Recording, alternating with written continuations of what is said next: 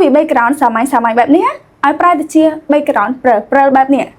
គេធ្វើមកយើងងាយស្រួលឯងមើលវីដេអូនេះដល់ចប់ជាមួយគ្នាណាអញ្ចឹងជំហានដំបូងគឺយើងចូលក្នុងកម្មវិធីប្រចាំតកូរបស់យើងគឺជាកម្មវិធី CapCut ជាមុនសិនមកណាបន្តមកទៀតសូមចុចពាក្យថា split នៅផ្នែកខាងក្រោមកន្លែងនេះយើងពុះវីដេអូនេះគឺសំដៅទៅលើថាតើយើងចង់ឲ្យវីដេអូរបស់យើងកន្លែងណាមាន background ព្រើលចាំបងប្អូនគ្នាសូមធ្វើការពុះវីដេអូរបស់យើងមកណាបន្តមកទៀតបងប្អូនសូម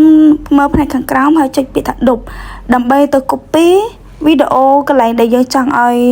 មាន background ព្រើលមួយនោះពេលដែលយើង copy ចេញជាពីវីដេអូបែបនេះហើយបងសូមមើលផ្នែកខាងក្រោមដដែលហើយចុចពាក្យថា overlay ដើម្បីទម្លាក់វីដេអូរបស់យើងមួយចុះមកខាងក្រោមបែបនេះបន្តមកទៀតបងសូម scroll វីដេអូមកផ្នែកខាងមុខឲ្យស្មើជាមួយនឹងវីដេអូខាងលើបែបដូចខ្ញុំធ្វើបែបនេះមកណាជំហានបន្តទៀតបងសូមមើលផ្នែកខាងក្រោមដដែលហើយជ្រើសរើសពាក្យថា remove bg កន្លែងនេះគឺខ្ញុំចុចយកពាក្យថា remove auto តែម្ដងនៅពេលដែលយើង remove background វីដេអូខាងក្រោមហើយឥឡូវនេះបងសូម select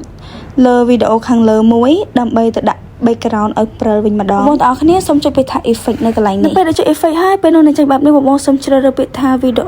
effect បងសូមវាយ keyboard វាយពាក្យថា blur blur ពេលនោះយើងនឹងឃើញ background ព្រើលច្រើនណាស់ចឹងបងប្អូនគ្នាចង់ជ្រើសរើសយកមួយណាក៏បានដែរបងប្អូនគ្នាស្រឡាញ់ហើយចូលចិត្តគិតថាដាក់ខាងក្រៅ background របស់យើងទៅមើលទៅបងប្អូនគ្នាស្រឡាញ់បន្ថែមពីការដាក់ background ខាងក្រោយឲ្យព្រើលហើយបងប្អូនគ្នាចង់ឲ្យមានរង្វង់សុំនៅលើខ្លួនរបស់យើងទៀតក៏កាន់តែស្អាតដែរអញ្ចឹងរបៀបដាក់ background ព្រើល blur ងាយស្រួលបែបហ្នឹងកុំភ្លេចទៅសាកល្បងជាមួយគ្នាណាបើសិនជាបងប្អូនគ្នាចង់មើលវីដេអូលម្អិតហើយយឺតបងប្អូនគ្នាកុំភ្លេចចូលទៅក្នុង page របស់ខ្ញុំប្រាក់តុសុមាហើយនិង YouTube channel ថ្មីរបស់ខ្ញុំគឺប្រាក់តុសុមាដែរកុំភ្លេចចូលទៅមើលវីដេអូយឺត slow ងាយជាមួយខ្ញុំណា